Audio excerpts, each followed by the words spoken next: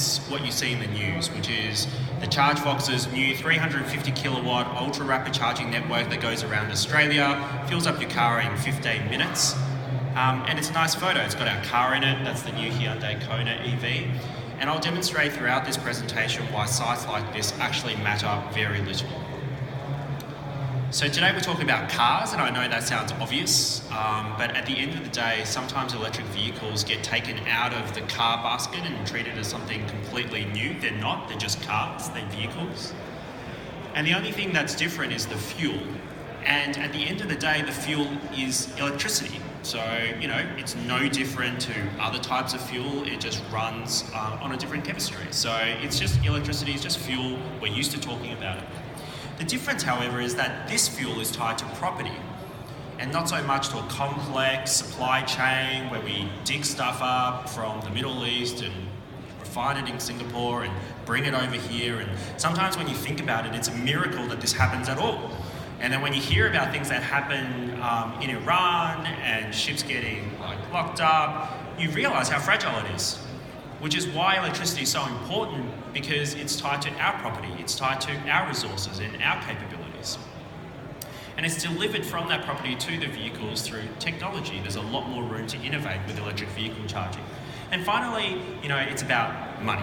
Because at the end of the day, you've got to save money, you've got to make money, and the only way that electric vehicle is going to take off is if everybody shares in the benefit, which has a direct impact on our built environment. So, we're used to talking about the environment, CO2 emissions, the broader environment, but this also relates to the built environment. What do the garages of the future look like? What do buildings in the future look like? This is a slide about how good we are. It basically talks about how we install lots of stations. If you want to come and talk to me about how good Jetcharge is, feel free to do so after this. Okay, so this is a warm-up, right? I'm not going to get you all to stand up because, I hate that shit, but it's basically 3 things that I want to talk about that hopefully sets the scene. Okay, so the first thing is, it's not about how fast, it's about how many. This is deliberately ambiguous to pique your interest. So this is on the left-hand side. It's a big BP petrol station. It's the biggest one I could think of. It's got like 20 pumps or something.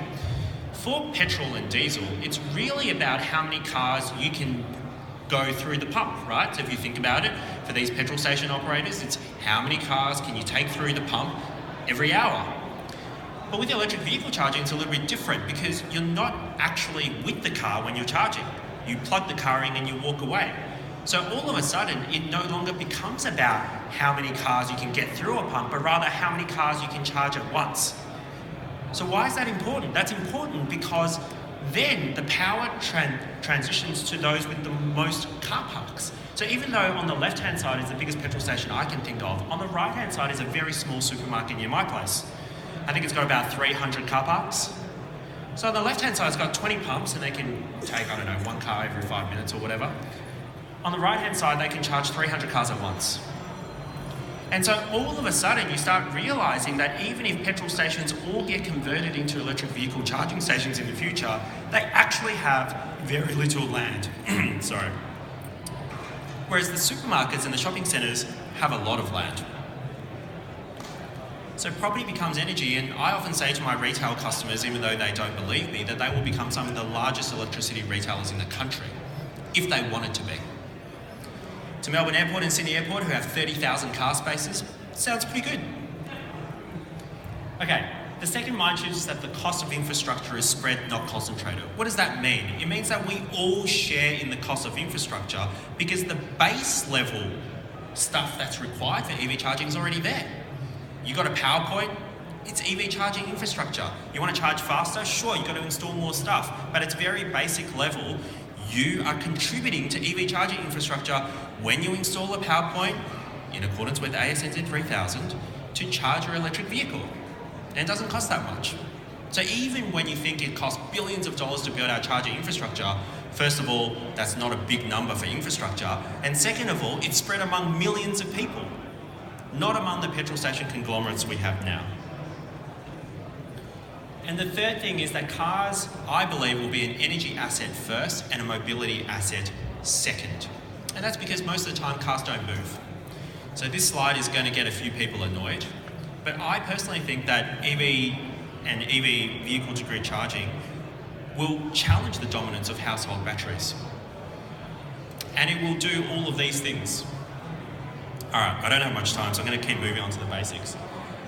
Okay, you've heard it. I'm sure you've seen lots of slides about EVs, and we've had EVs since the 1900s, so why does it matter now? I'll quickly whip through these. More and more people are buying EVs. Every manufacturer has declared a program on EVs. Battery costs are coming down like crazy. And we're going to hit 10% EV penetration by 2025 in this country, or thereabouts. It's 100,000 new cars a year. Right now, we sell about 1,000. It may be hard to perceive how we're going to get to 100,000 cars per year in the next 5 years, but I can assure you it's going to happen. And this is one of the evidence of that, which is that, I don't know if you saw this headline, but the Tesla Model 3, which is a C-Class 3 Series competitor, not like a Corolla competitor, but like a luxury sedan competitor, was the third best-selling car in the UK, full stop. Behind the Fiesta, I think, and the Golf, or the Corolla, I can't remember. But that's a big deal. Okay, plug standards. I'm sure you get asked a lot about plug standards, but in Australia we've got our act together and we've got a single approach to plug standards. It's what we call Type 2 for AC charging and CHAdeMO and CCS2 for DC charging. You don't have to know what that means, just know that we have a single approach, and when someone says, well, what about the plugs? You're like, it's sorted. Okay, so this is the levels of charging. I don't have too much time, so I'm not going to go through this in detail, but suffice to say, you can go all the way from plugging into a power point on the left-hand side through to really, really fast charging on the right-hand side. The Queensland Government released a really handy chart that talks about the volume versus speed of charging that we're going to need. And what you're going to see is that on the right-hand side, I don't trust myself with a laser pointer, I often poke people in the eye with it, so on the right-hand side is where those ultra-fast 350 kilowatt chargers are.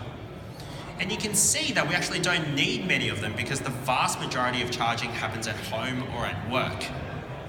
And so when people ask me, what are the petrol stations doing about converting their sites to charging stations, I say, I don't know and I don't really care because it doesn't matter. They are needed for interstate travel, but the vast majority of charging is not going to happen there. 90% of charging is going to happen at home or at work. And can any market sustain a 90% drop in volume or market share? No. So what's going to happen to those sites? No clue. This is what charging stations look like, in case you don't know. Sometimes I cater to like a very kind of new audience, so that's what they look like. This is a comparison of charging stations between 2016 and 2019. Unhelpfully, they're drawn to different scales, and so sometimes it looks like that the one in 2016 actually has more stations. But we actually have a lot more stations in 2019. And the thing to focus on is the investment in rapid charging infrastructure has really ramped up. You can now, obviously, as you know, Queensland have the Queensland Electric Highway, where you can drive all the way from the bottom of Queensland all the way through to the top. So we're seeing a lot more investment in public charging infrastructure. And these are the kind of maps that you will see all the time. But again, I remind you, they matter very little apart from a decision to buy an electric car. Ironically, once you buy an electric car, you probably will never use one. Okay. You all know this. We don't like the utilities. So what happens? It means that automotive companies see an opportunity using their electric car to be the utilities of the future. This is Tesla Energy, this is their homepage. They want to power everything. And Volkswagen have set up a retailer arm in Europe called Ellie. So when you walk into a dealership, they're going to sell you a car, they're going to sell you your home retail plan, they're going to sell you solar, and they're going to sell you battery storage. This is a sign of things to come. So when people ask us what happens to the dealerships of the future, they actually become energy shops, which is pretty crazy. Okay, so I have no time left, so this is going to race through a bit. We all know that Australia is seen as the focus of battery storage and especially residential home storage, which makes sense because we have a lot of rooftop solar.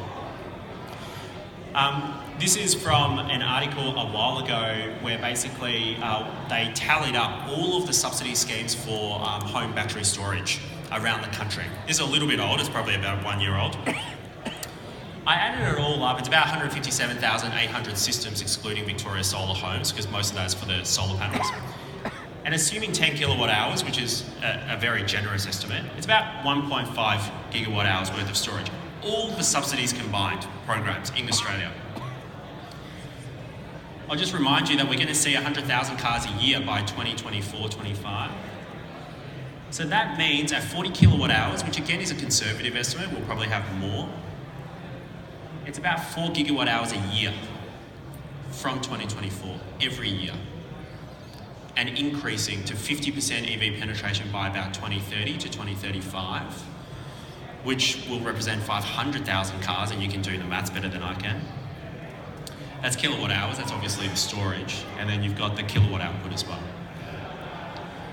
So this is from AEMO's ESU in 2018. They predict about 3 gigawatt hours by 2038 of residential home storage. I'll be done in 1 second. But I want you to remember this number. We're going to see 4 gigawatt hours a year through electric vehicles. The question is, are we going to be able to use it? And the thing that really changed my mind for vehicle to grid is 2 things. The first is that Nissan is the first vehicle manufacturer to introduce vehicle to grid capability on their car without affecting battery warranty. 8-year, 160,000 kilometre warranty, unaffected by vehicle to grid. The second is that vehicle to grid technology is standardised through plugs, not through the car manufacturers. CHAdeMO, which is the major one, already standardised, and the second one is CCS2, and they'll be standardised by 2024, precisely when we expect electric vehicles to hit price parity with petrol cars. So when you go into a dealership and you buy a car, and you happen to buy the electric one because it's cheaper, it will be capable of vehicle to grid out of the box.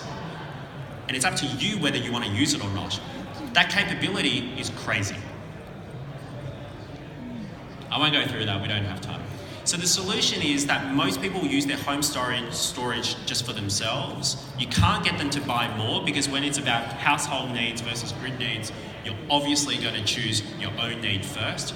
So how do you change that? Well, you change the value stack by taking advantage of something that someone's bought for another reason, being a car, and you use that to access the energy component to support our grid.